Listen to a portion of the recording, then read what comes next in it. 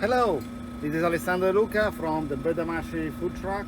This is our newest venture. So, on top of Italian kitchen, cooking authentic Italian food, we realized that something was missing. And so we went on a quest. Say, what is missing, what we want to do in, those 5 hours that we don't sleep at night. And we realized that food truck was the idea that we wanted to go for. So we scoured around and we found an older food truck that we bought. And from that food truck, now we have a food truck and a food trailer. The food trailer is always resident here at 1411 East Cherry, open almost every day for lunch and dinner. So the reason why we decided to focus on Sicilian food is mostly because I know it very well. My parents were both Sicilian, my parents were both from the same city.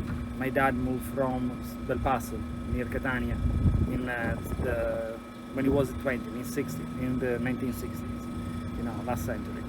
And I was born there. I mean, my mother moved to Torino to marry him, and I was born there. But every single summer, every single holiday, we were jumping on a plane and going to Sicily.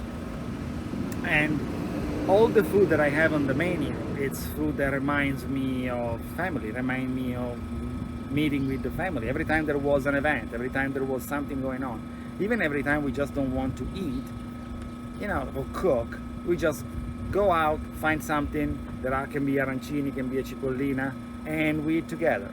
I have the luck that where the house in Sicily, we have the first floor and the second floor is my cousin.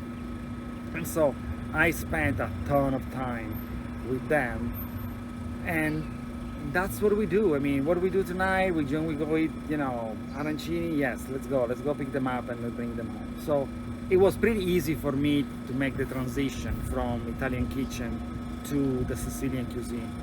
And the Sicilian cuisine is very particular because if you look at the map, Sicily is pretty much there, over there in the middle of the Mediterranean Sea.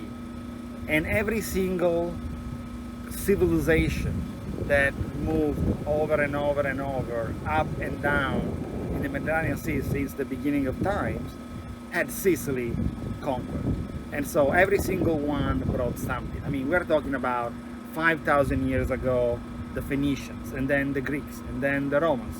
And then after the Romans, comes the French, I think, and after the French, the barbarians, then the French, then the Spanish, and then the Arabs. I mean, every single one who had something to say in Europe, and not just in Europe, for the last 2,000, 3,000 years, they had a food in Sicily. And so that food is so much different than anything else because there are influences from North Africa, but it's not North African cuisine. There are influences from Spain, but they are not Spanish cuisine.